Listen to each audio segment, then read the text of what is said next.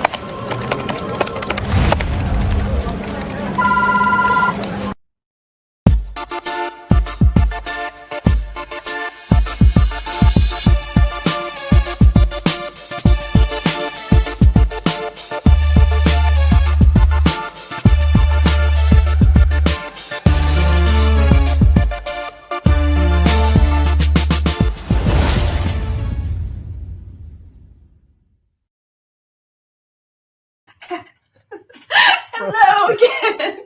Hello, everybody. Welcome to the Punch Up Pod with Lila and Pat. Smooth sailing. We are smooth sailing today. How is everybody? I'm sure you're doing better than we are. Wow. Let me just hit the banner. There we go. Absolutely the liquor talking. We have been pre-gaming pretty hard, and it's hot. And you know, my mind isn't what it maybe never was, but it's feeling like general brain fog happening. Yeah, normally if I look sort of shiny and glossy, it's just the weird lighting situation with the green screen. But it's actually hot as hell right here. I'm like it's my air conditioner in my socialist apartment is in the back room.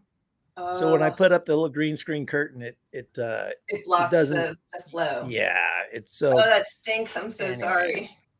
No, I'm liquored up, so I could care less. But for the viewers, you're gonna have to look at a greasy me, and it's. You look great to me. We just might not be totally, we're not crossing all of our T's and dotting our I's the way we sometimes attempt to. We never really succeed. How are you other than the heat and that amazing opening we just handled? Well, the heat is, I've been digging ditches and doing outdoor labor in the heat. So I might be a little loopy. And I also at work, I keep dropping things on my head. So if I get I could get smarter one week. Or dumber, I've seen the cartoons. Yeah. I'm hoping one of those things falling on my head just knock some sense back into you. Couple points to me. Why are things dropping on your head? Partially, I mean me, not being careful enough at work. Right. Like I was using a tool to cut a hole in the wall. Okay. And it sort of vibrates, oscillating tool.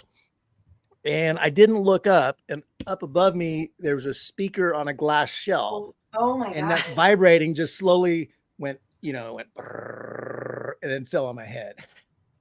So, that's horrible. Yeah, that was fun. But did anyway, you start crying right there on the job? That's what us construction guys do. We cry a lot.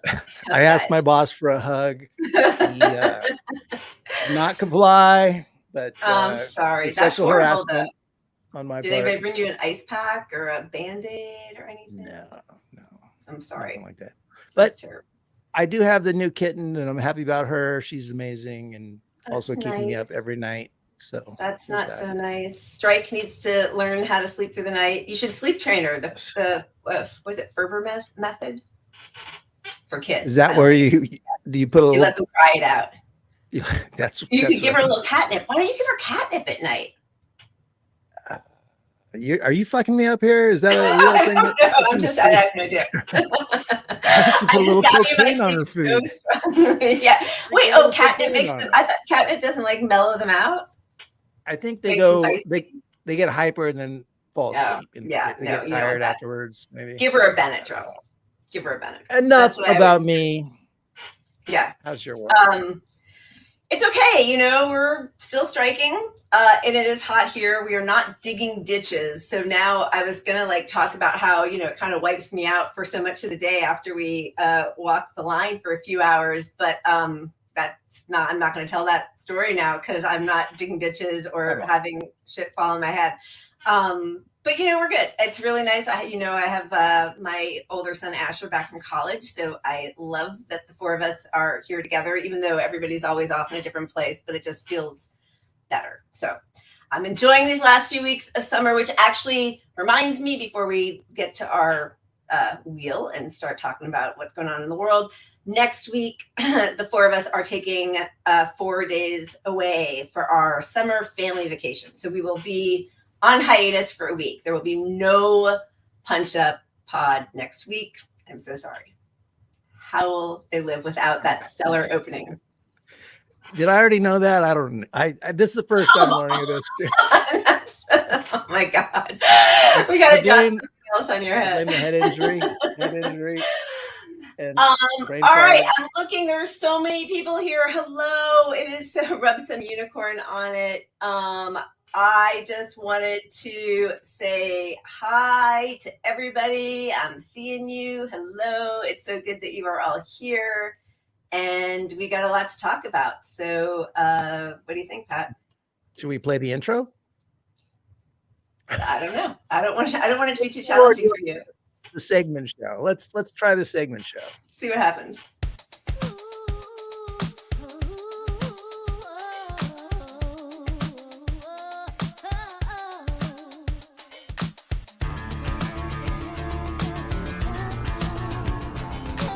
I think we're nailing it.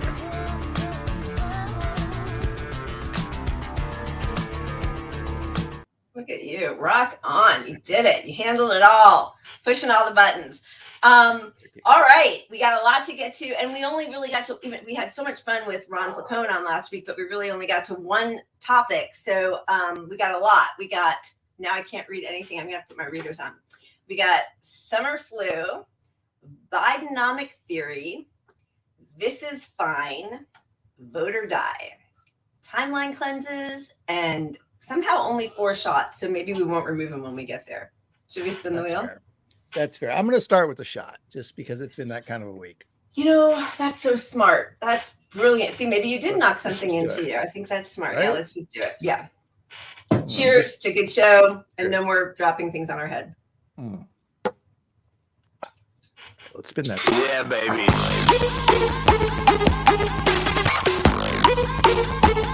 Okay. Look at that. A shot and a timeline cleanse. I like it.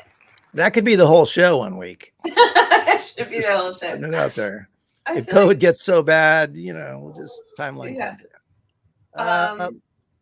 Should we do the posit? This is a nice determined dog. Since we're on the kittens. All right, animals, I like it. Here we go.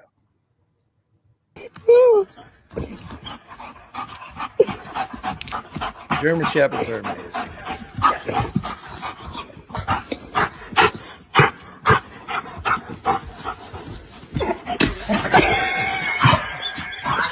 That's how you do it, buddy. That's a good boy. That's a good boy. Very good boy. All right. Back to the wheel. Where's the wheel? Here we go. Oh, yeah, it's going to be one of those shows. Yeah, baby.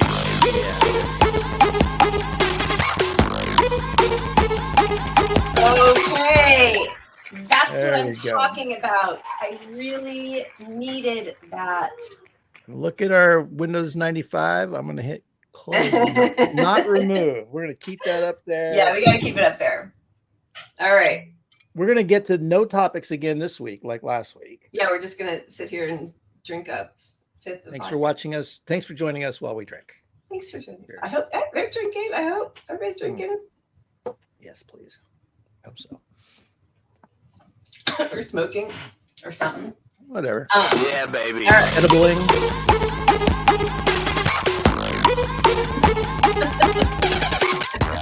And that's how you do. And that's how you do it, podcasters. That's how you do it. That's why we're paid the big bucks. And now I'm feeling super woozy because I was out on the picket line and it's hot. Not digging ditches, but definitely feeling it. Here we go. Oh my God. Okay. Yeah, baby. Take it away. Overrode me. What is happening with that wheel? It is turning very slowly. This is funny. Wait, is that 1, 2, 3? Is this our 4th? Okay. Yeah, because of my self-inflicted wound. We started with the first one. Well, we have had a few where we didn't get to. No. Keep it. All right. Let's keep the shots going. Yeah, come on. We got it. We still got a whole show. Did anyone tune in for news? I'm just wondering. We'll get to some news if you're interested. Oh my God. Yeah, baby.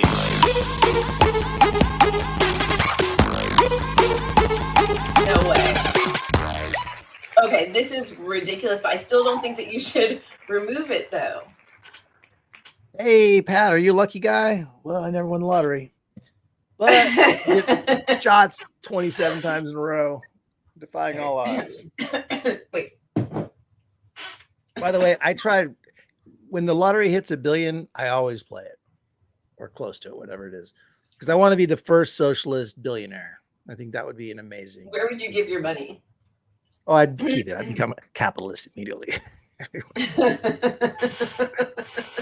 No, I would give a shit ton of it away. I would, I don't know, something housing, I think would be probably the top thing. Any of these billionaires could come and, you know, you can't fix homelessness overnight, but you could do all the things. They could afford to do all the things that cities are doing. Like Sacramento just opened its first homeless, mini housing thing. Yeah. You know, they're like, but it's like 80 houses, and we've been talking about this for like it's taken 5 years ago. It was approved, and they built them, and then there's all this red tape, and 5 years later, we got 80 fucking little houses. I mean, that is when you see things happening in China, and it's like, sorry, I'm sipping the shot. And they put up whole, cities in a week, and we're just, I know. That would be a good use of your money, not buying 2,000 acres in Maui and handing out pillows after a devastating fire, like Oprah. Boy, the billionaire bootlickers were out in force this week. I'll tell you what. And Lila, congratulations on going viral with the Oprah tweet. Listen, you got to aim high. You really got to aim high. All right, let's spin it. We got to get to some news here. Yeah, baby. It's gonna be a timeline plan. That's how it works. Wow. Tune in for silly cat videos and shit. That's our new mantra. All right. What do you think it should be? Little work-life balance I'm gonna give us? Yeah, let's do that. Work balance. Right. You Balance is bullshit. There should be no balance. Life is way more important than work. If you are working nearly as much as you are living, then you are fucked. Fuck the work-life balance. Embrace work-life imbalance. Work less, live more. That is all. That's good advice right there. I like that philosophy for sure. Yeah, and I think we need to start using Fooked, because on Twitter right now, if you use profanity in your main tweet, it gets suppressed. Yeah, that's why I always write FVCK, because or FKED. Where's the? Here we go. Let's get to some stuff.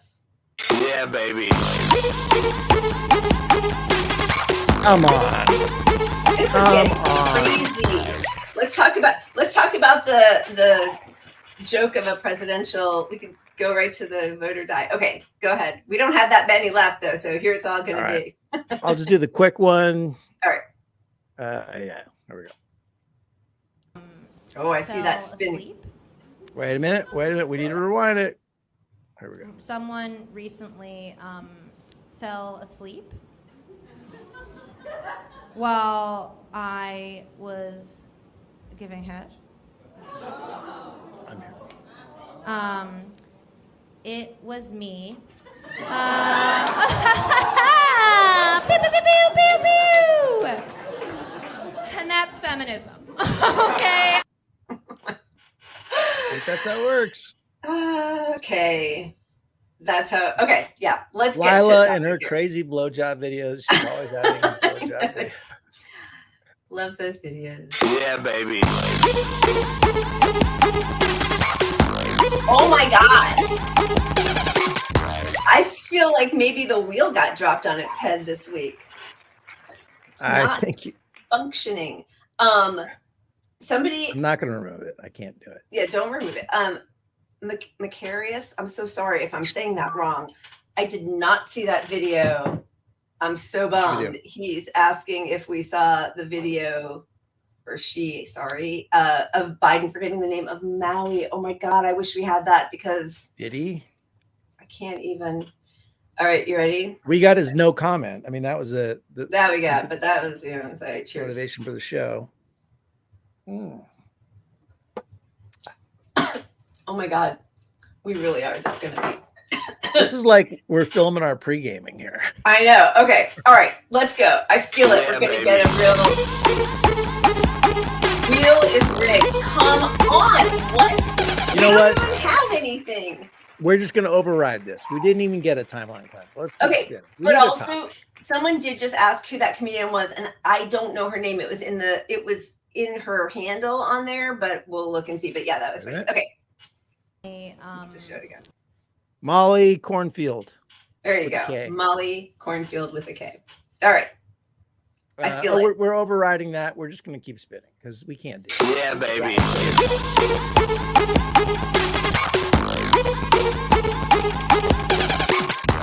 Okay. I Sorry. think As much as I want to pretend that didn't happen, I think it's unethical to not take the shot. So we have to keep that up there. Take the shot. Oh God. Right. Well, you know me. I'm a big rule. I'm just a player in the game.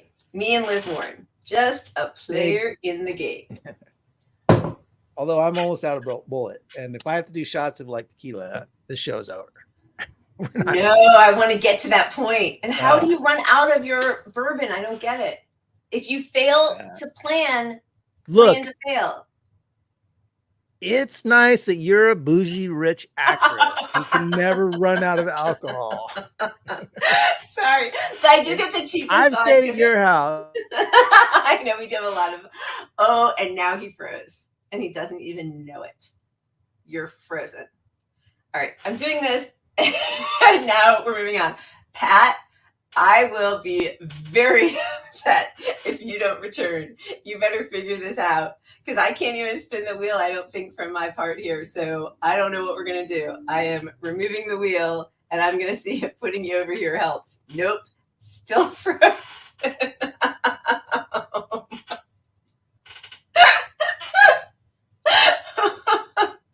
Oh my God.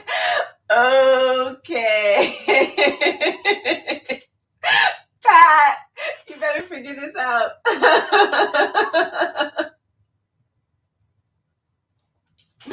And he left. Okay, he's coming back. We're having some technical issues clearly today. I think the heat and the climate and the COVID are all getting to all of our heads. But he better get back. Oh, and also all of the videos that he uploaded on his side just left. Okay. So I'm just going to decide we're going to get right into the state of politics. While I'm waiting, I'm just calling an audible because I can't do this. Okay, we're going to talk about what's happening, the vote or die situation. Just recently, the latest poll hasn't moved at all. Oh God, and now he's asking me to send him a link to this show. Are you kidding me? Oh my God, I'm going to kill him. 1 second. I'm inviting my co-host back to the show. Give me a second. I am so sorry. Here we go. 1 second. This is crazy. Sending him a link on Twitter, and then we'll have to figure this out another time. All right, sending him this link. And okay. All right. So let's go back to the state of things.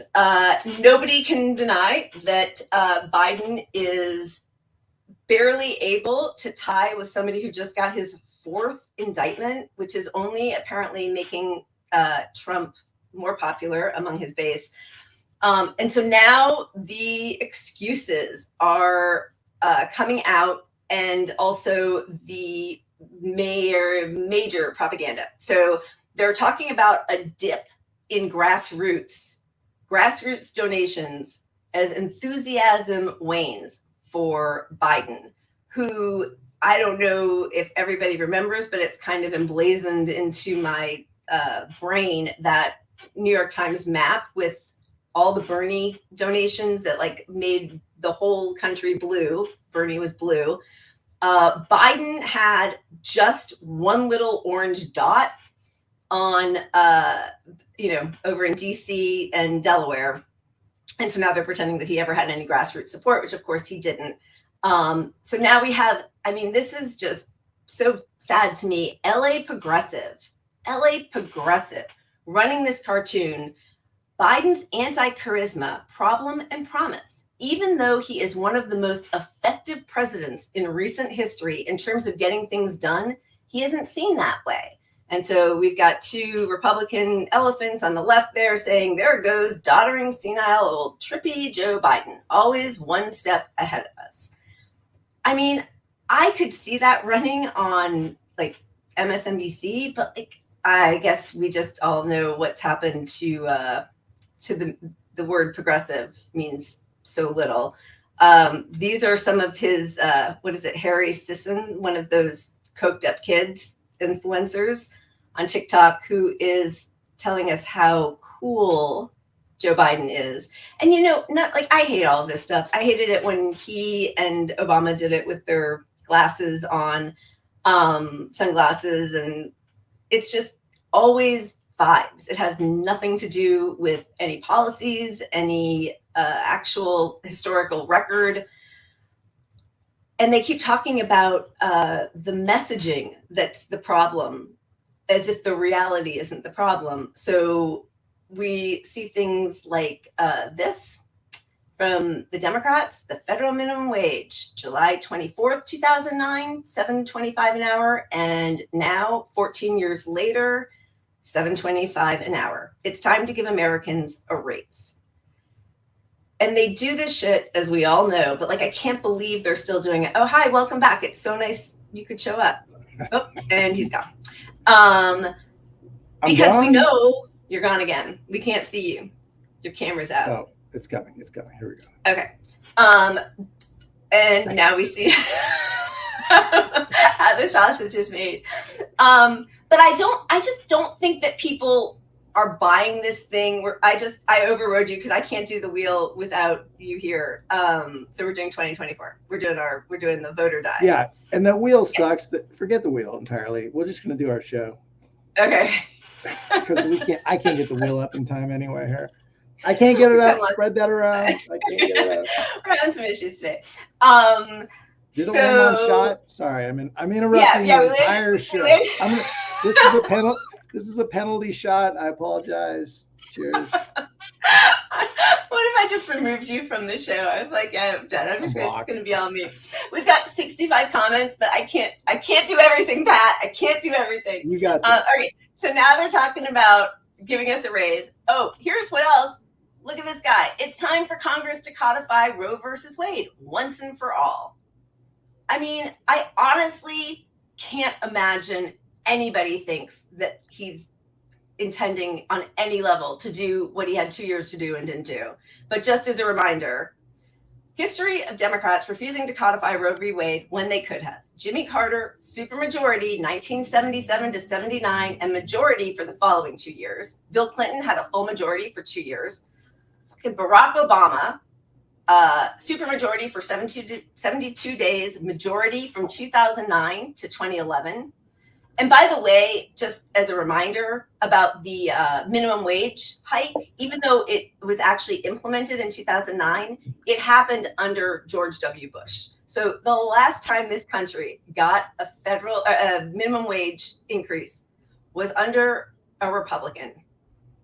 We had 8 years of Obama. Yeah, it's because the Republican Party is under tremendous pressure to not be seen as the villains they are. So the media puts a little pressure on them. They cave, and they can't really pass their fully evil agenda because Democrats have to fight and stop it or they won't fundraise. So, they basically Democrats find a way to greenlight every economic program that Republicans offer. Absolutely. And sorry, I was just trying to make my way through some of those comments. I'm really curious. Oh, the bar's back. Look at you. You're getting it all together. You're doing great. You're doing great. Just come back? It just came back, I think. I don't know. I've had 6-7 shots. So because they know and they're terrified and they're not going to do primaries and they know that 70% of Democrats don't want him to run. They're now, this is in the Washington Post, why leftists should work their hearts out for Biden in 2024. It's easy to be disappointed with Biden's shortcomings, but he's the most progressive president in decades. Yeah. They should just trademark that. And wasn't that I didn't see the graphic, but I think I saw it earlier. Was that your local progressive? I showed that when you were taking a little break. The LA progressives with he's got it. He's so progressive. All of his, I'm just trying to step back from these bright lights and. We got Tom Hartman. What the hell? Oh, why you shouldn't throw your vote away on Cornel West or any other third-party candidate? It is so disappointing. And we've shown it before, but the clip from Lawrence O'Donnell on MSNBC saying, in a moment of clarity, saying the only thing that the Democratic Party respects is you withholding your vote.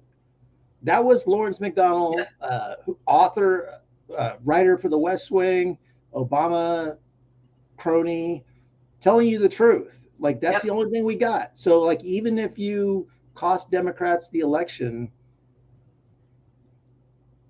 we know what happens. I mean, you could take one issue like COVID, and we're going to be safer under COVID under Trump. I hate to say it, but that's the reality people need to face, because the media would cover it. We'd get some criticism of this policy, and people would be finding reasons to criticize Trump, which there are many. But it would just lead to more truth. So on that level alone, which since it's a fucking pandemic, which is akin to the plague and everyone's ignoring it, to me, that's probably the most important issue for me personally. I mean, healthcare is, but what's healthcare if we just ignore a pandemic? Yeah. And I mean, and it's tied to every part, just like every, topic we ever talk about, they're all intertwined, right? So yes, it's depleting the workforce. If that's all you care about people, human beings as being your workforce, it's depleting their workforce. It's destroying our health care system. We don't have room in hospitals. We don't have enough hospital beds. I know we're going to get to all the COVID stuff, but every single one of his policies has only worsened. More people died in the same amount of time under Biden when we had a vaccine than under Trump. I mean, he is a total disaster. So I don't understand. And I just have to think that these liberals, progressives, whatever they want to call themselves, like Tom Hartman and, the people who wrote about AOC, actually accomplishing so much last week, Eric Levitz, is that his name? I can't remember. They're so comfortable in their existence that really the only difference that they feel when Trump is in power is they're embarrassed by his tweets. That's it. That's all they can see. Because if you talk to them about policy, every time I said, can you please tell me the difference between George W. Bush and Joe Biden? Ugh, what are you talking about? And meanwhile, they all blame Nader for Bush. They never talk about the 200,000 Florida Democrats who voted for him.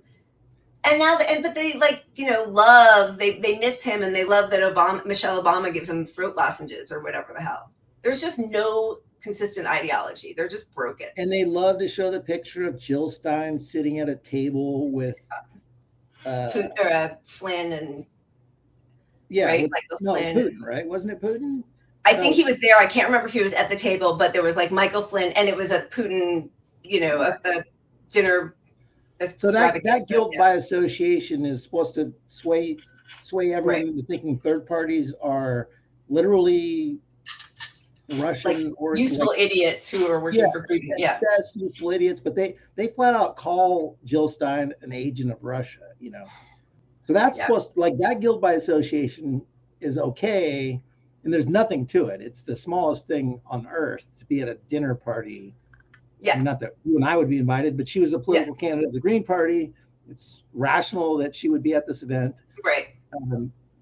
But meanwhile, you got all the Democrats in bed with big oil, in bed with big pharma, in bed with everybody in the world, and those dinner parties are not important. They don't matter. Wait, wasn't like Bill Clinton getting like? Now I'm going to make up a number. So sorry, but like $500,000 for speeches in Russia. Like they've all, I mean, they're all dirty, right? They all take money. They've all dealt with Putin. The Russian reset plan was literally Hillary Clinton's. I mean, Hillary Clinton pushed the Russian reset plan, which was infusing capitalism to Russia, which was just a way to fucking make her rich crony friends rich here. Yeah. And they all capitalized. I mean, I don't want to talk about Hillary anymore, but like, that's what they do. That the Hillary Clinton Foundation and the Victory Fund and all that shit was all about ways to find money for her friends. Exactly. And if you want to do a dinner by association, like how many people have been on the fucking plane with Epstein? Yeah. Yeah, exactly. Yeah. It's just so ugly. And again, nobody's talking about policy. Like Biden, I mean, well, okay, I will say those two things, which nobody should trust him on, the minimum wage and codifying Roe. But that's it. Like that, those are the only two things. And other than that, it's just like, why don't you feel better about your life? And do you really want Trump? And I mean, they're pushing Bidenomics, which is you're not as bad off as you think you are. It's Bidenomics. It's like you're not really feeling the pain. You're not really in a line for food around the block in your car. You're really not seeing all the homeless people. Like I live in Sacramento, and Sacramento used to be, I could go 10 blocks before I could see a homeless person. And now I have literal homeless tents 1 block away, you know, which is not a knock on homeless people. I'm just saying but our system is criminal. It is. That is an indictment of our system.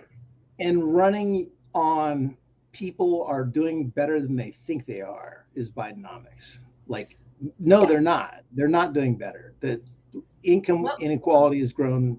Housing is unaffordable. Healthcare. Let me tell you somebody, Pat, who disagrees with you. I'm also saying that when you just ride around, you just see a country that does not look like it's falling apart. Bill. Like, my eyes also matter. It matters what I read and what people tell me. It also matters that I just live in this world and I travel a lot and I'm out in the city a lot. And a lot of people are just living their best lives. And they're not all fucking rich. It's not all the top 20%. For all its horrible problems, this country still somehow, how we got through the pandemic and didn't go broke, I don't know. I mean, we probably will in the future. Maybe it's the inflation is part of that issue. But I just don't see a country where the people are just seething and unhappy when I'm out. And that has to count for something. You know where I was last night? I was speaking to teenagers on Skid Row. Do you know how many people are homeless in Los Angeles County on any given night? 70. If you go to Skid Row, you're going to, okay. That's my point. You say you drive around, but where do you drive around? Okay. You don't drive too many miles. Of course, why would I go to Skid Row? That's kind of my point. So you don't really, you say, I don't see anybody going through that. That's I right, don't. You're not driving there. And most They're people more don't. than an underclass. Yes. There's this invisibilized yes. feel.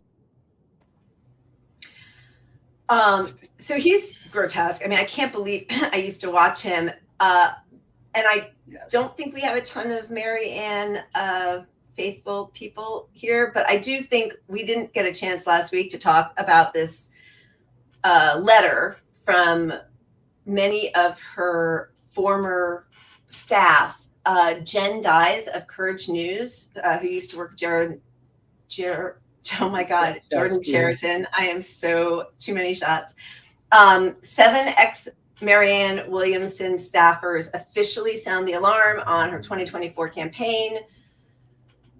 the biggest thing that they say is that she has no plan to actually put her name on the ballot in many states. And when people mentioned that to her, she fires them or yells at them. And even if she did have that plan, I know when she first announced, you and I were talking, I think with Shahid Buttar at the time, that was before Cornel West got in, and I know he's a fan of Cornel West and supporting him.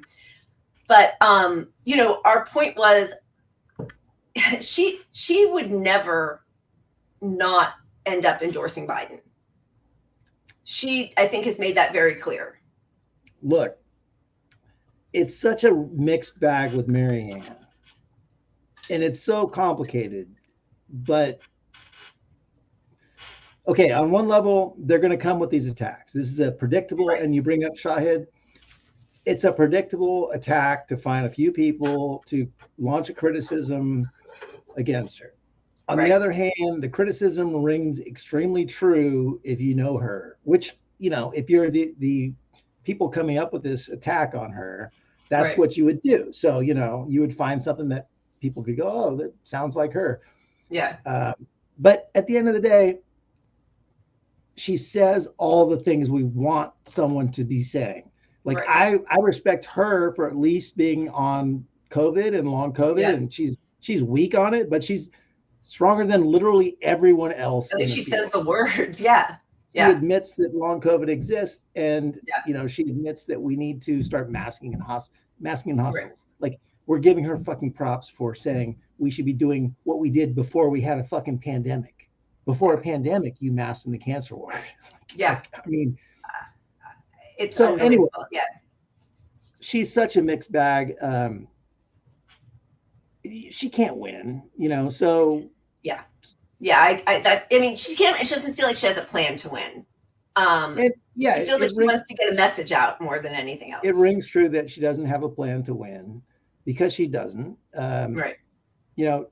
We've criticized her before for not following through on her claims. I mean, like I said, in 2020, she attacked Medicare for All because she didn't know what it was, and she'd heard all this stuff about it. She's not a very deep person. The criticisms are that she's very vulnerable to the last person's opinion she talked to. And that rings extremely true, because she flipped her support on Medicare for All. Great. But, you're running for fucking president. You should know these basic core issues. Yeah. She backed Biden. Like, no, I don't think many people supporting her. I don't know. I don't want to forget I said that, but I don't personally believe she has the conviction to stand by a single thing she says. And if she won the whole fucking thing, I think she'd be a shit lib in a week. I feel that too. But I also, just going on who she shows herself to be, I agree that she says the right things. She might even believe them, but I don't think listen, she's not going to be on the debate stage because there's no debate. So, like, what is she doing? And she kind of just whines about it a lot. She's frustrated, which I get. Like, I'd be frustrated too, but like, there doesn't seem to be a strategy then to move the campaign forward, because then what are you doing? She's just like being ignored and going on Bill Maher, and she's a hit on TikTok, but like, there is no strategy to take down the Democratic apparatus. I don't think that that's her plan. And as those staffers said, it really seems to be about her book sales. She's much more concerned with, public appearances, and she's not going to lead us out of this mess. Yeah. And whether she is or isn't trying to win, I do appreciate that we get clips like that of her on Bill Maher. Yeah. Confronting somebody who is just, it's clear to anybody who's been paying attention on the left that he's a shit lib. And that's a derogatory term, but it's clear, like, his arguments are easily defeatable. And when Marianne Williamson can defeat your argument with such a simple pushback, that's good. And I mean, that's good that happened. And it's good that she's pushing the right issues. I support that. I mean, I love West, you know, but like to me, honestly, and I, you know, maybe I should tweet about it. That'll change the world. But I think West needs to come out and have some balls on COVID, and he hasn't Yeah, I'm at kind of all. shocked by And that. Yeah. to me, that's the most important goddamn issue. Like if you're running a campaign that isn't intended to win, but is going to push the narrative and change policy somehow, and you're ignoring the fucking pandemic in front of you, I just fucking can't. So Wes, get your shit together. Yeah. Yeah, I'm shocked by that. I mean, especially, you know, it's like the AOC thing of bring the ruckus. Like he is that outsider who is supposed to be pushing all the buttons and saying the right things and fighting for the least of us. And, you know, COVID is wiping out the most marginalized, poorest communities in this country. So I don't understand why he's not talking about it. I really don't. I did want to go back because I think it's sort of interesting. So, you know, there was the whole thing where Freddie DeBoer wrote the article in New York Magazine about how AOC is just a regular Democrat now, which I think most of us probably agree with for quite a while. Got a lot of pushback on it. And then Mehdi Hassan was on Pod Save America, and there's a lot to unpack in this video, but I just wanted to show it so we could discuss what he is addressing here. Look, I could talk about all the good things he's done. We talked about the economy. There's a lot of bad things he's done, especially on the foreign policy front. Don't get me started on Israel, Palestine, Netanyahu. Don't get me started on MBS. A conversation for another day. I've been very critical. And healthcare. I think he's dropped the ball on that. But let me just on the election front, I am torn because on the one hand, I am one of those people who, like yourself, says, come on, you cannot vote third party when fascism is at the door. We have a two-party system. A vote for a third-party candidate helps the fascists. Right? I've been consistent on that. In fact, I had Noam Chomsky on my podcast years ago before 2020 saying, yeah, you got to vote Democrat. Even Chomsky came out, which he does every 4 years, to be fair to Noam. He comes out and says, you got to vote for the Democrat. Republicans are threat to the climate. Even Noam gets it from the left. Having said that, I'm also someone who sees himself as a person on the left. I am very disappointed in many things about our economy, our healthcare, our foreign policy, things that the Democrats have failed on or turned a blind eye to. So I get the disappointment as well. Now, the argument then becomes to the people who are disappointed, you can say justifiably, you can't really vote third party candidate. That will let Trump back in. On the other hand, if they're the kind of people who are going to let Trump back in, what are you offering them? Right? It's a two-way street. On the one hand, the left has to understand what the greater threat is, and it is fascism. I mean, Cornel West said that in 2020. What's interesting is Cornel West, while he backed Jill Stein in 2016, in 2020 he endorsed Biden, saying fascists are at the door. So that argument is fairly straightforward. But if, on the other hand, if you have a lot of liberals and centrists saying, oh, look at these lefties, they let Trump win. Well, if the lefties are that influential that they can let Trump win, maybe you should do a little bit more for the left, I would say. Yeah. No, look, I think, you know, the piece that criticized AOC in New York Magazine was like, you know, they accused her of appearing on an episode of Pod Save America where the hosts were saying that a vote for anyone but Joe Biden was a vote for Donald Trump. And I saw that, I was like, well, that is true. That is a true statement.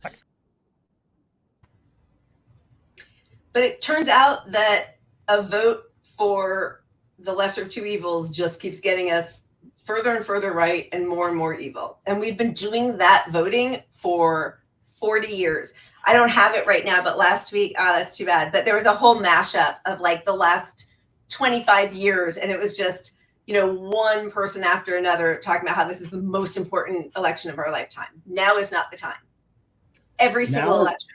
Always not the time. But the question is, like, do you think this push to the right goes away suddenly by another Democrat winning? So if it doesn't go away, if we don't get ourselves out of this cycle of lesser evil, it just goes more to the right. So we're going to be confronted with a worse fascist every single fucking election. Yep. Because you can't run as either a Democrat or a Republican unless you back all the corporate shit. Right. And so that they've mastered this formula of the guy on the right being the extremist and the guy on the left being just a little left of him. Yeah. Just a little bit much better. Yeah. So we have to vote ourselves. I mean, we can't vote ourselves out of this, but we like this pressure to, you must vote for them. You know, Mehdi has balls occasionally, like he's like couching his opinion to keep leftist support because he will occasionally be very critical of Democrats. Yeah. But at the end of the day, if you tell people you should still vote for these guys and it's ridiculous not to. Yeah.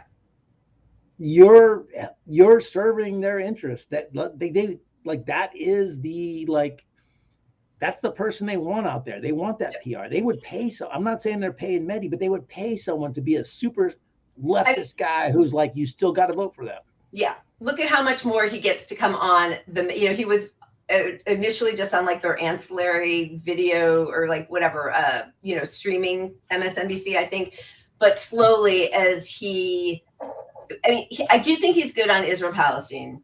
And he's been, I think, good on COVID, but as he circles the bandwagon with the rest of the Democratic corporatists, he's getting more and more appearances on the bigger shows, which is interesting. Can I just say on a micro level, that happens with podcasters with COVID and Jimmy Dore. If you're critical of COVID, you will not be on the Jimmy Dore show. Right. This is and the podcaster class who never talk about COVID, they all are sucking his taint trying to get on his show because they want the money of the fucking podcast revenue. And to me, and I tweet about this all the time, and it's not because I think 10 million people should watch our show. They should, because technically we're so solid and we have production value. The production value here is off the charts. But I want these people to fucking talk about it. Get on the COVID shit. I mean, to be a leftist and a progressive and to fight for Medicare. If Medicare for all is your issue and you're not talking about a fucking pandemic, just get the fuck out of here. Like, don't talk to me. Like, go. I don't know. I'm with you 100%. It's really, really depressing. And I have seen a few progressives, Pramila Jayapal, talk about Medicare for All now. As soon as they know there's absolutely no way it's going to happen. It's amazing. Yeah. All right. Should we spin the wheel? Move on? What do you think? Do you have a wheel? Because I don't have a wheel. Oh, no. All right. I think we should move on, though. This is going to be our 2024 timeline cleanse before we move on to the next. Forgetting when he wrote down the whole rap. He opens his mouth, but the words won't come out. He's joking now. Everybody's joking now. The clock's run out. Time's up. Over. Plow. Snap back to reality. Up there goes gravity. Up there goes gravity. He's so mad, but he won't give up. He goes back to the notes. He's so mad as he's old. He goes back to his notes. He goes back to his old. He goes back to his notes. He goes back to his mobile home. Back to the lab and get your open soul rhapsody. Better go capture this moment and hope it all catches. Lose yourself in the music. Work on his breathing a little bit. He kind of lost the verse there. There's so many, like, I just think that's hilarious anyway, because first of all, that song, I actually love that song. And I know there's a whole bunch of stuff about, you know, white rappers, whatever, but I do love that song. It's 20 years old. Vivek is in Iowa singing a 20-year-old song. Like, I don't even understand how they allowed that to happen. Maybe it's just one of his real genuine moments. I don't know. So I don't even know what radio station. I'm no longer driving my old car. I got a new I got an old truck. Anyway, but the radio station is already pre-tuned. So I lost my NPR. I got to find my NPR. I listen to my shitlib radio. I love listening to NPR, but it's on some right-wing-ish, like, but sort of neutral-ish talk show. And they were talking about politics and they covered this. And apparently Iowans hated this. They were not like on board with this at all. They were like, what the fuck is this? It's by the way, that's Vivek Ramaswamy. Who is tied now in New Hampshire or somewhere with DeSantis. I know. Sorry. Yeah. Well, no, my point with that was nothing other than he did that to get attention on the national stage, which actually is a good thing. Like he got support. Yeah. Trumpers, I mean, if you're a right-wing Trumper, you love to have an opportunity to not be racist. And supporting him is like, I'm really not racist. I like the guy who did the Eminem rap. Who did the white rapper. The white rapper guy. How can I be racist if I like the white rapper guy? The Indian white rapper guy who's like pushing all the stereotypes and tropes and Ugh, a disaster. All right, so moving on to climate And what a horrific week. It's been horrible all over the world continuously, but the Maui fires happened last Wednesday. They started burning across parts of Hawaii and damaged buildings. This was the very first picture that came out, last week. The next day, we saw the photo of Front Street where there were cars that, presumably had burnt bodies in them. And the devastation, that whole part of Hawaii has just been completely razed to the ground. And they already know, there were so many things that didn't happen that weren't put in place that should have happened. There was no siren. At one point during the day, 911 was unoperational on the west side of Maui, so nobody could even get help. The firemen had come, put out most of the fire, and left. Kids were sent home from school. Parents were still at work. So there's over 1,000 people they still haven't found. And it's presumed that quite a few kids were home alone and didn't know how to escape. It is the biggest disaster, I think, on Maui. So, this is so grotesque, but just to show what our leader, his response.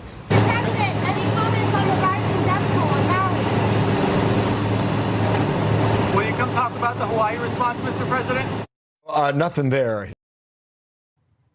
So that's that. He has now tied the very small emergency financial response. He added, so I think it's $12 billion that he's giving overall for disaster relief, but I don't think that's all going to Maui on any level. But in this same package, $24 billion for Ukraine, knowing that because he plopped that into disaster relief, people were just going to vote for it. And at the same time, telling people we're laser focused on getting, this was, by the way, 6 days after the fires. This was his first public response, was a tweet, obviously not written by him. It was like a thread. We're laser focused on getting aid to survivors, including critical needs assistance, a one-time $700 payment per household, offering relief during an unimaginably difficult time. Can you imagine putting one-time somebody in their staff made it clear that this would be only one time. We cannot give them any hope of 2 months of sustaining their lives. We have to put one time. $700 is if you have it's groceries for I was going to say it's food. Maybe you got enough food to get by. And where are you eating it? Yeah, where did you see that town? It's destroyed. Yeah. And of course, it's not the rich people who were living in the wetter areas on their big estates like Oprah and Bill Gates and Bezos. And if you think about, how much drama was created, how much to this day, George Bush getting whispered in his ear when he's talking to kids about 9/11, which was tragic. I get the sensationalism of an attack from somebody, but it's 1,000 people versus this whole island on fire is going to be 1,000 people, but their lives are forever fucked. Yeah. Yeah. And then what about we had a whole week of no press, no. They covered the actual fire because it's sensational, but no criticism, nothing at all directed at Biden from the federal government fucking network. Yeah. Nothing. Probably, but and just think about and it was also disgusting when Bush did a flyby after Hurricane Katrina and just they took a picture of him looking out the window at the devastation.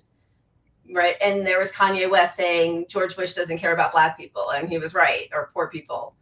I'm adding poor people. When that Puerto Rico and Trump throwing paper towels. Paper towels, yeah. But add Joe Biden and the train wreck. I mean, he still hasn't been to East Palestine. He never went there. He never went there. And they're still swimming in creeks that the EPA said you're fine that have like oil slick. I mean, Jordan Sheridan and Status Quo and his reporters there have been doing such a great job showing that. But that's it. The mainstream media just took off. So there was a reporter, I think she's the editor of the Maui Times, who also was getting no answers. This is her plea. This narrative that the media is lying about the reality of the Lahaina fire is incredibly frustrating for me because I am the media. I am the editor of Maui Times, and I have tried relentlessly to get direct information from the County of Maui as well as the Maui Police Department. Both entities have been radio silent and have not responded to any of my calls or emails over the past few days. I also spoke to Maui police officers in person in Lahaina, and they all denied me my First Amendment right to freedom of the press by denying me access to Lahaina town as well as denying me information. They even sent me on a wild goose chase trying to find their media coordinator who had conveniently gone home for the day by the time I found where he was supposed to be. So it is not the media who is lying to you because I am obligated to only report what has been confirmed. Who's lying to you is the government entities who are trying to cover their asses and not take accountability for how grossly mismanaged this entire situation has been. Maybe if we make this go viral, I'll actually get a response from them. I mean, I can't even imagine how frustrating it must be to try to get an answer about anything. I think they're now saying, I mean, there's so many different reports, but part of the problem, the reason it's so dry there is because sugarcane farmers, wealthy sugarcane farmers, diverted water from that area to irrigate their fields. That's one thing.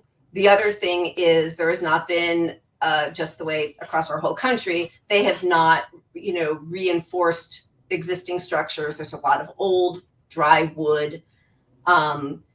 Also, their electric power lines have not been updated, which, we have that in California every year. PG&E doesn't, it costs too much money to update the power grid and the power lines. So what they would rather do is be responsible for devastating wildfires and then pay $100 million in fines, which then Gavin Newsom decreases, instead of adhering to regulations.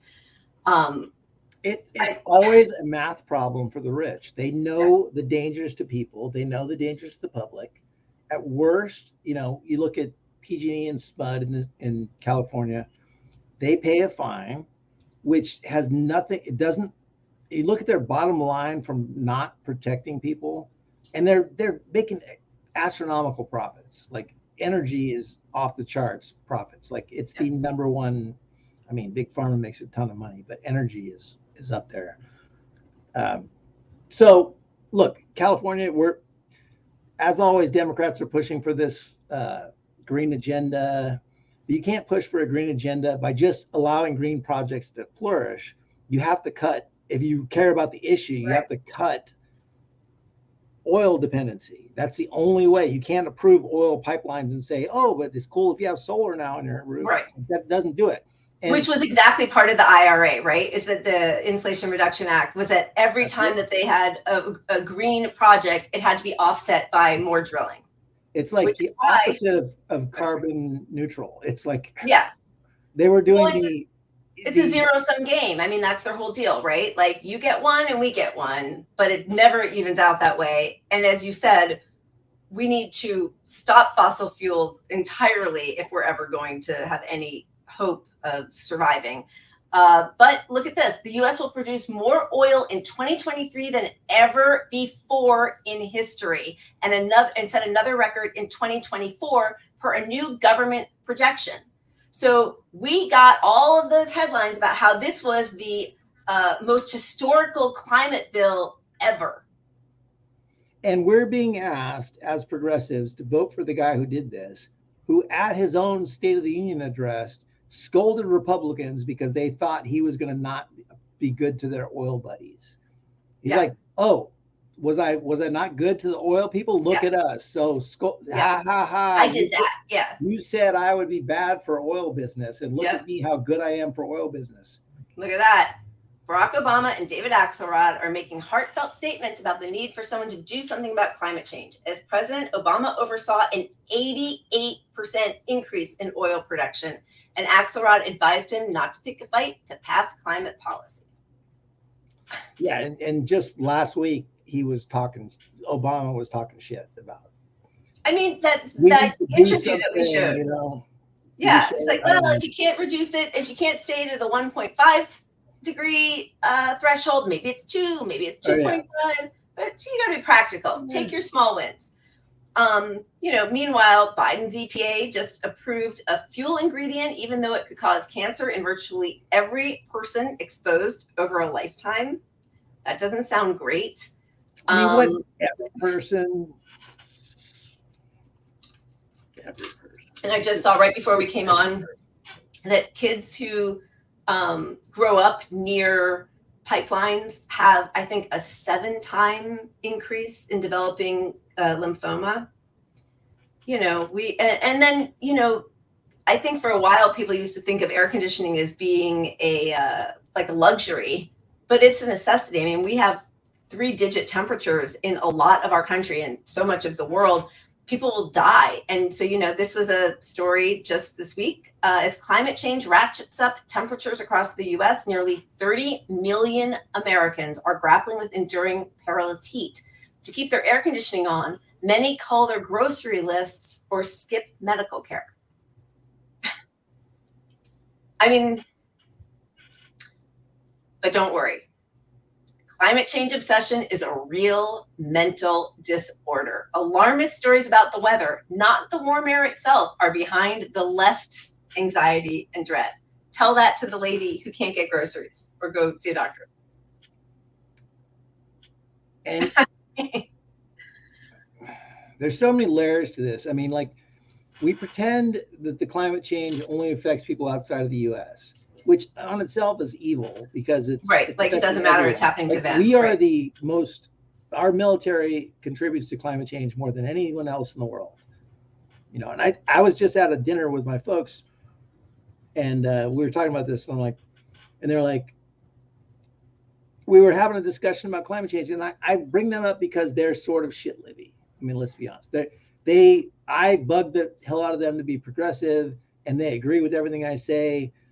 But they don't follow leftist stuff. They watch MSNBC. They're always bombarded with these messages of everything is fine. So I told them, like, hey, the U.S. military is the biggest polluters of the planet. Crickets, like nothing. Like, we shouldn't do anything about it in their mind. Like, we're going to somehow get out of this. And I'm like, and they're like, well, and I said, Gavin Newsom, if they're going to replace Biden, it's going to be him. He's the guy. They love him, and they don't like him either. Right. But they're like, but he's good on the climate. And I'm like, he approved more oil. You live in the state. Yeah, he approved more oil permits. I don't know. I had a point there, but I just wanted to insult my family. So. Well done. All right. Well, we were thinking we were going to end the climate part on a happy note, which is a group of kids in Montana sued over the right to a livable climate, and they just won their case. The law has become a powerful tool in our fight against fossil fuels. And we were feeling so excited. The beginning, this will lead to climate Nuremberg style trials when it finally becomes viscerally clear what a total nightmare has been created by the carbon elite. If I was one of them, I would leave the space now to avoid spending the 2030s in prison. But before you feel too much hope in your heart, just know, amid the summer's record-breaking heat wave, the Biden administration tried to kill a landmark climate case by arguing that Americans have no constitutional right to a stable climate system. So, who are they protect? Like, they're all of his big donors, the fossil fuel companies and everybody else, because it will cut into their bottom line. And that's where I could come across as an agent of Putin, right? Because I'm telling people not like it. I don't want to discourage you from voting, but right. Nobody can think voting is going to solve this, because we need to convince all those people, like my own goddamn family, that somehow they have to leave their comfortable lives, and they don't feel it like I do, you know. Right. Like they have well-paying jobs, or they're retired from well-paying jobs. Right. And we need to get them on our side to understand the world is fucking burning. Like, a lot of fucking people are going to be suffering if we don't do something about this soon. And they're not going to feel the impact of that like other people are. I mean, they can see it somewhat, but they're not feeling it in their, you know. Yeah, it's just like a tragedy that happened somewhere else. And I mean, you know, every once in a while it does seem to affect wealthy people in Malibu, and even in, I think, Santa Barbara a couple of years ago, some fancy homes, you know, burnt down. And I mean, that's really sad. Like, I don't want that to happen to anybody. But the truth is, most of these huge climate events affect the poorest people first. And so there is a real layer of protection. You know, Oprah can go down to the place where everybody's being housed right now and hand out some pillows and blankets and talk about how she's going to donate some money. But, you know, she has 2,000 acres of land in Maui. She owns 1% of that island. Like, there is a pathological greed that it will just never be enough for them. And so we have to fight it in a different way. Right. And obviously, there is no cure from electing the right person to the position. Right. Look, if you elected goddamn Bernie Sanders to the presidency, he could do some stuff, but he's not going to fix all these things. Right. Like, we have to fix these things. We have to say, all you fucking Congress people are going to be in deep trouble if you don't pass X bill. And we're going to stop the economy. We're not buying this. We're not buying that. We're not doing this. Yeah. Like student loans. We had some stuff on student loans. Right? Well, all right. You want to move on? Let's move on to the economy. Wait, what topic are we on? Well, we were just finishing climate, and you know, we did have a couple more videos. Climate wasn't even on our wheel. It was. We're not doing the wheel. Burn baby burn. It was something awful. All right, let's move on, because we should have, okay, wait a second. Without a wheel, we need to like step in, and it's time.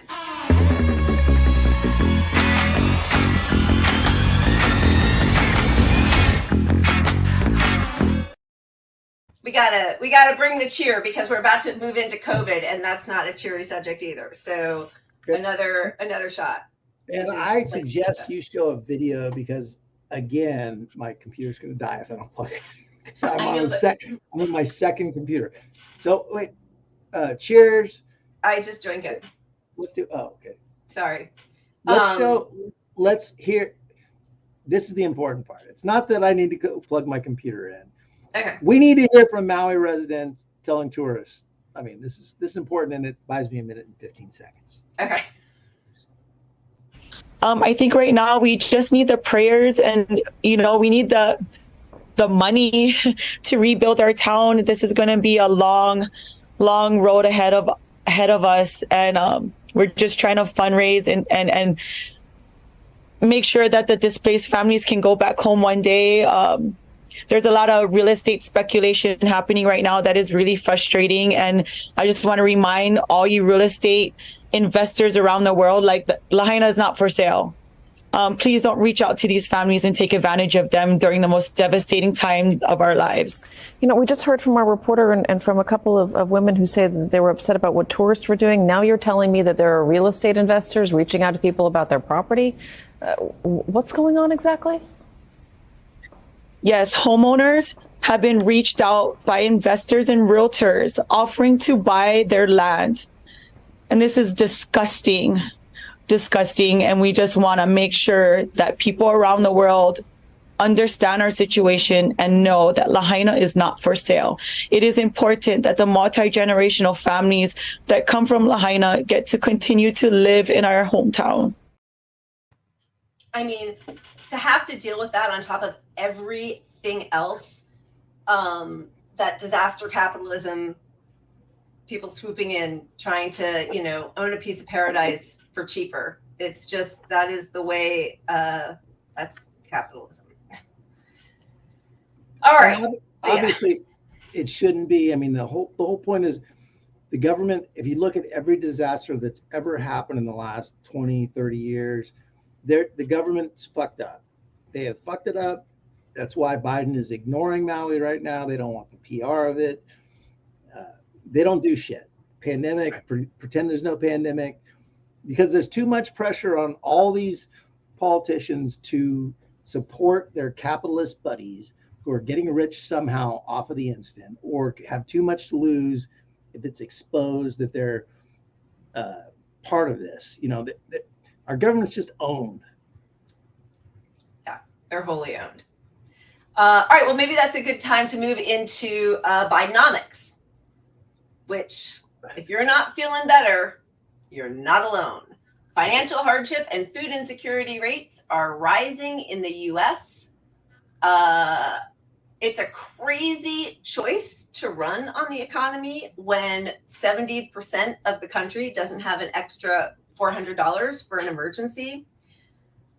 We are seeing that the U.S. life expectancy is plummeting, and it started going down before COVID. COVID certainly contributed, but part of the reason that we lost so many people in COVID and continue is because of what we value in this country anyway, right? Like, we don't have universal health care. We have people work 2-3 jobs. They live in buildings that haven't been upgraded. They live next to, fracking pipelines. I mean, there are so many reasons that we have so many people in this country with so many underlying conditions. And that was pre-COVID. And now we've got the worst. We handled COVID the worst. The worst. Like, it's not like, hey, we're kind of like second place among the rich countries or third place or fourth. We are the worst in the world at COVID. The worst. Yep. I mean, it's insane. I know we had that graphic last week, but yeah. So, and they're now saying, most people die young in the U.S. due to healthcare and welfare cuts. So, when you think about the Build Back Better bills that were then separated out, and everything that, even though like it went from, I think Bernie's proposal was 16 trillion, and that was for a Green New Deal, right? Then Manchin was like, we're not going to go over 8. And then somehow we got down to like 1.7 trillion. And by the time they stripped the social programs out, I think it was under $1 trillion. So this is, we used to look at this. This is in Wheels, but this was just recently done in the Lever, but it's Stephen Semler put it together. The Build Back Better Act, what the proposal was and what was passed in the House versus what actually ended up happening in the IRA, which was the most historic climate bill of all time. And you see that all of the social programs were completely stripped to almost nothing, except for ACA subsidies. That's still at $64 billion. And that is just an enormous transfer of money to the health insurance industry. But climate went down by half. And then every other social program was stripped to almost nothing at all. So I don't know how they think running on Bidenomics is a good idea. They have all their propagandists out. Joe Biden claims he's made things better, but people are psychologically unable to feel happy. Biden saved the economy and launched a new age of prosperity. Why isn't he getting any credit? I mean, the obvious answer to that is because he didn't launch a new age of prosperity. The middle class is suffering as much as ever. You look around, the poverty is off the charts. I mean, we'll show the credit card debt, the homeless. The housing. Like, so you got all the worst possible indicators out there right now against the working class. Like, you can't afford a house, which is the only way you can move up in society. You own your house, you have something you can like right. get money on. Equity, you have, yeah. So a house is unaffordable. Car, you can't buy a car. So you can't buy a car, a new car, a reliable car. So that if your car's not reliable, you're going to be poor because you're going to lose your job or, you know, whatever. But who cares? There's some income, there's some like building of wealth by owning a car, but you can't afford a car now. Student loans, you know, it used to cost nothing to go to college or a small portion. You pay it off in 5 years and now you're in debt. Now, 40 years later, you haven't paid off the you haven't even started paying off the principal. You're just paying off interest. Yeah, exactly. So that anyway, he's sitting here telling all these people that are feeling all this pain, it's psychological. That's their marketing on You're this. just It's not like, capable. It's gonna you're gonna feel better. And these people know they're not. And so, and this is where I go back to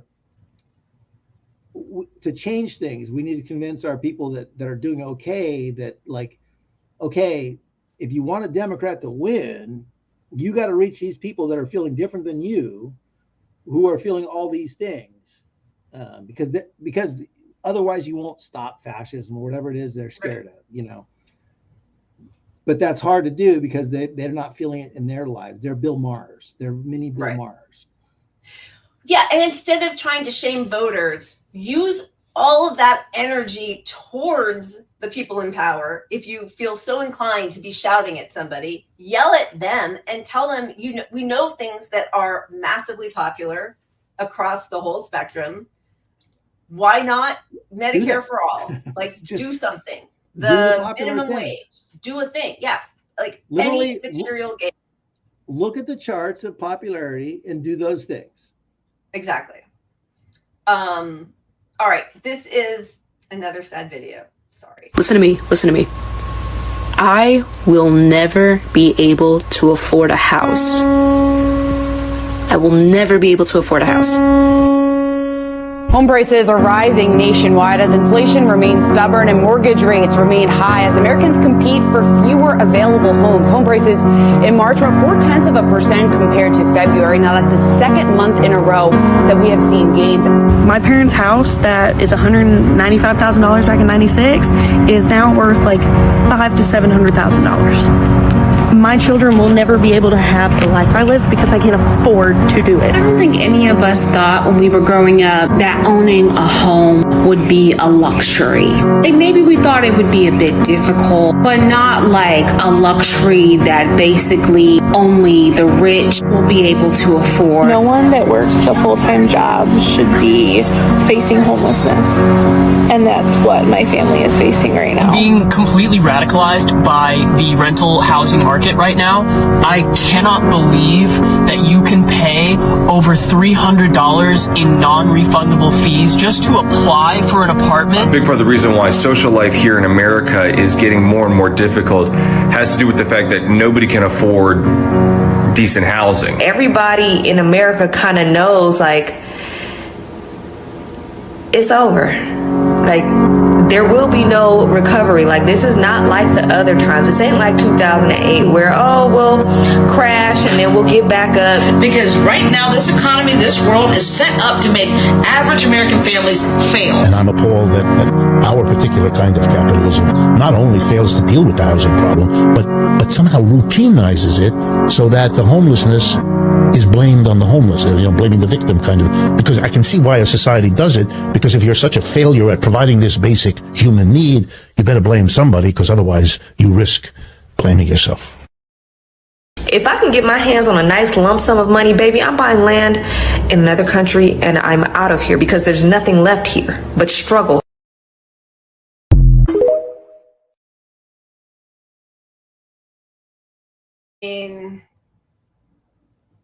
Pretty heavy, but that's where we are. Can I just say, like, that reminds me, like, so this week, one of the jobs I went to as an electrician was to fix a panel at this job that, I grew up okay with money, but not rich money. My dad was a teacher. My mom was a social worker. She went back to law school, got a law degree. And I'd go visit her at McGeorge Law School where she taught. And the street up to that and that whole neighborhood was seriously one of the worst parts of town, right? And I was at one of those houses on that block just this week, and it's the dumpiest shithole of a house. But it was one of the few people like that. That house was in their family forever, and they didn't leave. They're still there. The house is worth $600,000. It's a total fucking shithole. Yeah. Total fucking shithole. The whole area is gentrified, and so imagine being a renter there. So these extremely poor people that were renting all these houses around the neighborhood, where the fuck do they go? What do they were in the worst part of town. Yeah. They were literally in the worst fucking part of town. And they can't go, and then I go and we fix up an apartment place, and another, I was just 2 weeks ago at another place. We fixed up an apartment. We turned a basement into another rental unit for this guy. Wow. Powered it with electricity. And it's a nice unit, but it is in the most unsafe part of town now. And this guy wants $2,000 for a 2-bedroom shitty fucking apartment. Yeah. Like, where do these people go? Because if you're like, okay, we'll get out of Sacramento. Sacramento's too expensive. Okay, you can't be in California then, because the jobs are here if you're around here. Yeah. And these aren't people who have degrees to qualify to just pack up and like pick another state to go work. Like, there's no solution. No, because what happens is we don't have a great infrastructure. We have no mass transit. So you need a car. But I think 8% of people right now can afford a new car. Is that the statistic that we had somewhere? I can't even find it. Then you need to waste, more hours of your life if you live further away. You can't live in the same city where you work because you can't afford it. Actually, just going back to the Maui thing, I wrote something about Oprah Winfrey. That was my great my viral tweet. And, there were tons of bootlickers in there. Like, why shouldn't she have $2,000 if she can afford it and whatever? And one woman from Maui wrote and said, she bought a road that we all used to use that was a direct line to our work. And now, instead of it taking 15 minutes for me to go to work, I have to go around, and it takes me an hour and a half every day, each way. So, like, they're just these little ways, huge ways, that everybody's just quality of life gets chipped away because of the insatiable greed of these monsters. I mean, really, like, how much do you need? And now Biden is sorry. Well, no, but this affects every area of politics, in every area, every issue that we all talk about all the time. Like, every opportunity, every time something goes wrong or any change that needs to happen. Yeah. Our government is so exploitive and owned now that it's going to make the future worse for everyone involved in every situation. So if there's a fire, it's going to fuck up the people that were around there more than just the firewood itself. It's like the city is now going to be owned by Chevron or whatever the fuck it is. And that's every situation. Capitalism exploits, period, and stop. Yeah. And it is a cancer, right? Like, it's endless growth. And at a certain point, you don't have, who's going to buy their crap? Like, who's going to consume your stuff at a certain point? Who's going to serve you? It's I think back to like the school lunch situation, like whoever decided ketchup was a vegetable. That's our fucking government right now. Yeah. I think that was the first Bush. Yeah. Yeah. Ketchup is a vegetable now. And so whoever is in Maui, don't worry, you're going to get your capital as a vegetable people coming in to fix the things. Right. But, just as we saw with COVID, like, every time hospitals, like, so they cut back everything on hospitals to increase profits. Not enough. They decreased the number of beds, the number of nurses, the number of doctors. We've got this graph. This is the growth of physicians and administrators. The yellow is administrators, and that bottom little red line is physicians. And then, of course, the percent growth in U.S. healthcare spending per capita just keeps rising. But so you do this, everything is just time, and then you have an emergency, and people are dying in the hallways because we don't have enough hospital beds or nurses to take care of people. And these areas, like they're all going to have shortages because COVID. So like if you look at this chart here, like okay, that's Obamacare. That spike upward is Obamacare, right? 2000. Yeah. Which is growth in spending per capita. So what they did was Obamacare slowed the increase in profits. It didn't stop the increase of profit. It just slowed the rate of increase. Right. So they would increase, profits would increase 7% a year or whatever. And then Obama was like, oh, your profits can only increase 6% a year. And then it looks like you did something because you can say we stopped the increase in profits. Right. Yeah, exactly. They talk about the rate. Yeah. And so, there was just an advisory out of Norway that you not to come to the US because of their healthcare system. Right? Yeah. Don't come if here. you're sick, return home, especially if you're staying in a country with poorly developed health services and infrastructure and or collective infrastructure. For example, the USA. And thank you to one of our favorites, Devin, for pointing that out to us. But yeah, I mean, that's a horror show. And then what happens is they somehow pathologize countries that do actually care for their people. And listen, I don't think I'd want to live in China. I don't know. I am not saying that I am a fan of many parts of what happens over there, but this is propaganda. China's wind industrial policy succeeded, but at what cost? China pumps up Cambodia economy, but at what cost? China has avoided the grim US COVID toll, but at what cost? China's getting smarter, but at what cost? Wuhan, 1 year on, the city that appears safe from COVID, but at what cost? China invests in Ethiopia. China's economy looks to be stabilizing, but at what cost? Okay. I mean, and this is Zai Squirrel. This is a great follow, that account. I love their posts. But if every time you do something to take care of your society, it's weighed purely against the output, like you're having to put out money and never looking down, like actually Medicare for All saves billions of dollars, right? But they're only going to talk about the immediate cost or the big pharma who's going to lose money or all the health insurance companies that would be put out of business. We cannot quantify everything with a dollar sign. I mean, you just can't.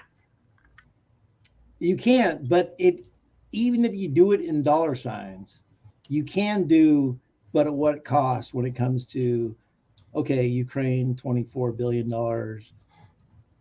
Yeah. And I was doing this with my family. I'm like, and they're like, they're on board with me on most things. They agree, but of course, they're like, we should still be fighting Ukraine, Yeah. I'm like, but that's where but at what cost? Like, okay, if you're going to give Ukraine $1 trillion, do you realize you could end homelessness? Yeah. Like here. Yeah. And we're not going to win the war in Ukraine, but that argument, it's just the right thing to do is the kind of the thing. Like they default Although to luckily, stopping Hitler. But we keep pulling so much to discuss it, and then we always run out of time. But the tide is turning, and the American people are no longer, or a majority of U.S. people polled want to stop giving money to Ukraine. Doesn't mean they don't support them, but the truth is, even if we keep giving them the money, what we're really doing is prolonging the deaths that they have to endure. So, it's negative. It's a negative on both counts. But even if there's a way out of that one particular thing, back to the economy here, like you're telling the public you're feeling better than you are, and we don't have money to do this thing here. But we have money to do this thing over there always in Ukraine. With no debate, and nothing ever gets debate in Congress. Yeah, and the morality of it is like, oh, they can have the bombs that blow up everywhere. Cluster bombs. Cluster bombs. They can have, there's no moral high ground in it, and I think a lot of people see through it now. But back to the economy here. I mean, we've got nothing good to report on the economy here. They're slow walking ovarian cancer therapy to make more money for drug under pricing reform. So they're basically like they've got ways to save people's lives now, but they're going to wait a little bit because it's going to make them more money if they wait. Truly evil. That's in Louisville. They are just dumping patients out on the sidewalk and leaving them. The fact that this is happening and there is just no, the adults in the room that we used to hear about, just completely absent.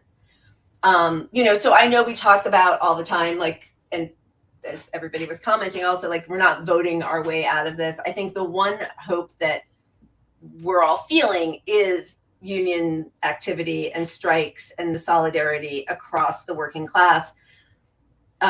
With 325,000 striking workers, 2023 is already a landmark year for labor, which is, I mean, incredibly exciting. And I do think it has the capital class terrified. I think they see what's happening, right? They do, and that's why they keep that's why they keep raising interest rates. Because historically, that's how they squash the middle class and the poor people. They make it impossible to get any, like, you can't get a home. I mean, we looked at the home stuff. Actually, we have a video we could show on that. But the home prices you're priced out. You're poor. Hey, what happened? You're poor. That's it. Right. You're just poor. You're going to stay poor. But so the union stuff and the strikes and the fact that we have a pandemic, which has decimated the middle class and I mean, not the middle class, but the poorest class, frontline workers. So they're out of workers. So these typical steps they've used to suppress the working class are not going to work this time. And we're seeing successes, and they're fucked, and they're scared shitless right now. So keep it up is the point. Yeah, I hope so. And I think last week, or actually it was 2 weeks ago now, there was a huge solidarity strikers downtown where 11,000 LA city workers went on strike for a day. Or I think that was last week. But then the week before that, everybody came downtown to strike together. And I know a lot of writers, especially some of our favorites from the World Socialist website, are really trying to make the point that even though I think at first it was cast as like, oh, writers and directors and actors are renegotiating their contracts. I mean, of course, the directors just showed no solidarity at all and quickly went off and did their thing. But writers, and then, there aren't as many writers. So I think that was like 30,000, 40,000. And then with actors, that's another 140,000, and when you see the statistic that 88% of SAG members don't make $26,000 a year in LA. And the poverty line across the country is like, what is it, 30 something? I actually thought it was lower, but anyway, I mean, gross. Because, in LA, poverty is $50,000 probably. Like, yeah, I mean, you can't afford. Yeah. So for the whole industry the working class, and 26,000. Well, for most of the industry to live in LA. Yeah. And make less than $26,000. That says a lot about how this is not about the rich actors. No, it's working class people. And I mean, I think luckily, most of the country, it seems to be polling well. People are on the side of actors and writers and not these CEOs. I mean, I think people really understand that it's healthcare is being replaced by AI. It's being overworked. It's not getting breaks. It's not getting meals. It's having no turnaround time. And those same things, are what we saw happen in the railroad strike. It's what was happening with UPS. I'm frustrated that the UPS deal is being lauded as such a fantastic deal, even though I think it's better than what they have for FedEx. But I feel like we've lost sight of what the rank and file think about it, and they are being pressured to vote yes, especially with all these headlines about how Sean O'Brien stood up. And when you have Jim Cramer praising Sean O'Brien you gotta know that wasn't probably the best deal they could have gotten. So the next one is the UAW strike with a different Sean Fain, who has less charisma, but I don't know. In words, he seems to be holding the line harder, although who the hell knows? So that is next week. I will say that the UAW is one of the few unions that did not come out to endorse Biden. There's hope, but we'll see. There's hope. And the rank and file really need to hold their own leaders accountable, and you almost have to protest within the protest, because the virus that's capitalism, and capitalism in itself is some abstract concept, but like we are at the worst of capitalism. Yeah.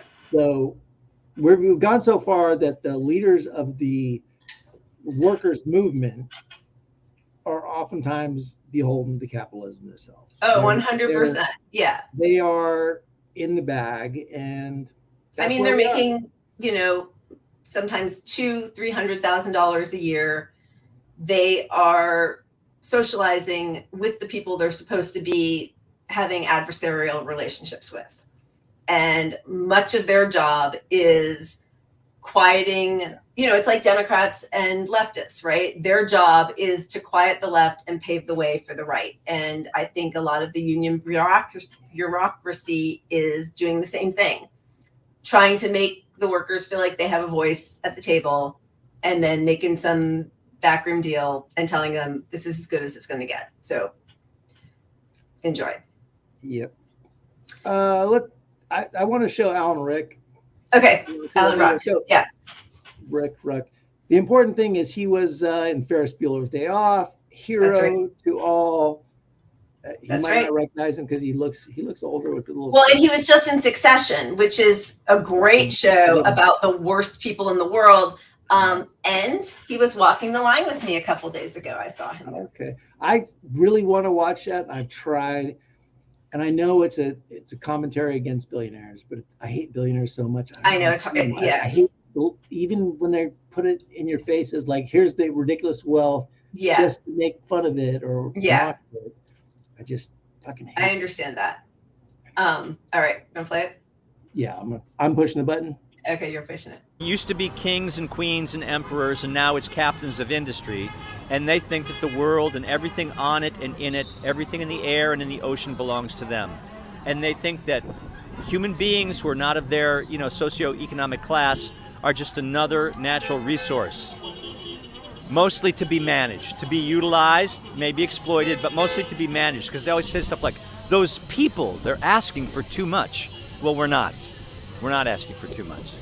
We're asking for what's fair. 87%, I believe, is the number of the SAG-AFTRA members make less than $26,000 a year from acting. Everybody thinks that it's all millionaires. They think it's all people at the very top, the biggest movie stars. And it's not. There's all the people that play the supporting parts and the bit parts, and they need to pay their bills just like anybody else. And this isn't about the movie stars. This is about the journeyman actors, the journeyman writers, the people that make the thing go. The wet dream for some big shots is like, just hire one star and have the AI do everything else. Well, we're not going to allow that.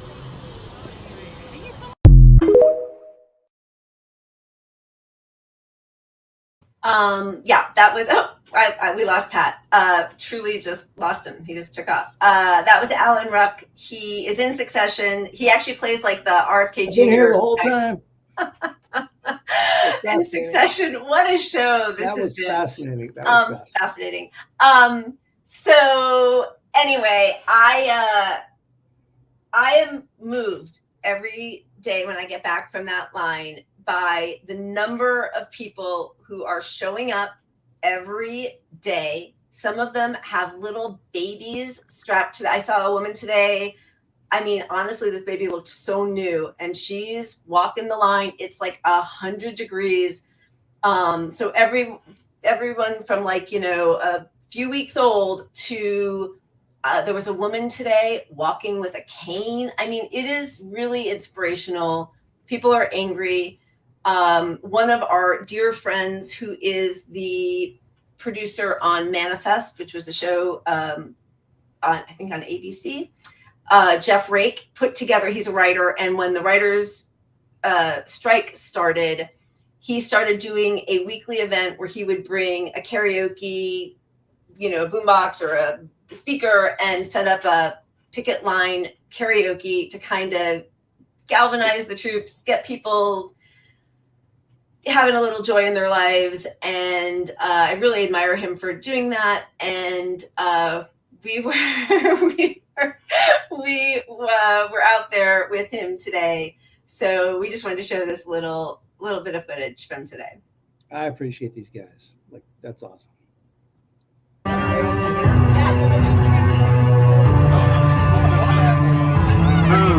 Karaoke.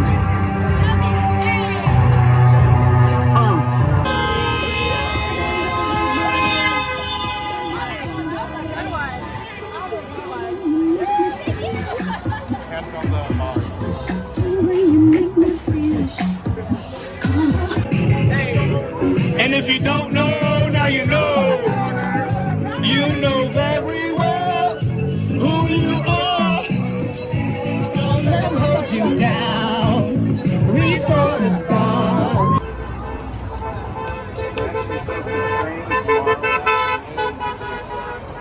I'm cool, considered a fool, cause I dropped out of high school. Stereotypes on the block now misunderstood. And it's still all good. Just believe me. I'll never do you. Traveler coming this way, hello. Come right on over, thank you very much. All right. So fellas, yeah, Wilson got a blood, yeah, shake it, shake that healthy butt.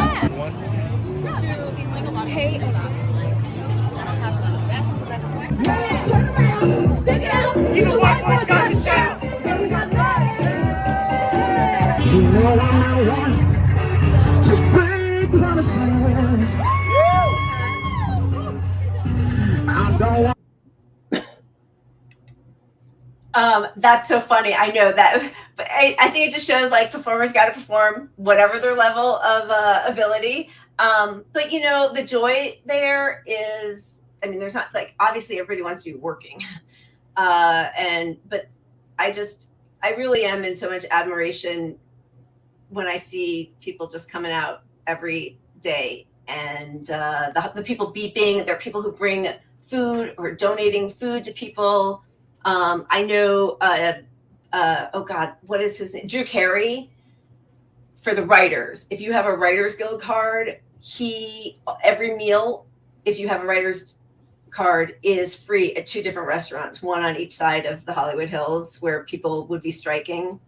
So, people are trying. We all need to band together. I really, really hope that the UPS, that the Teamsters vote no with this deal. I think that would be fantastic, and we'll see what happens with UAW. But yeah, and they're all related, which is the point. Yeah.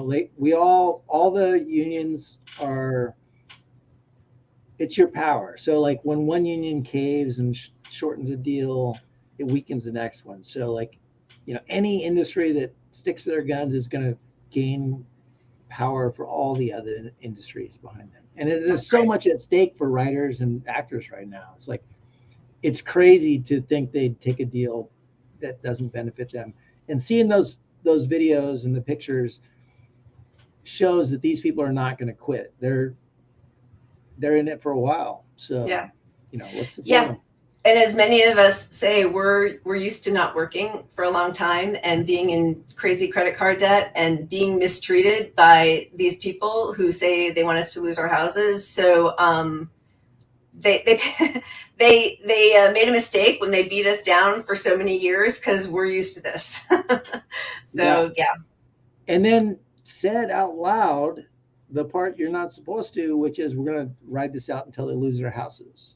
Like, fuck them, So. Yep. Fuck them.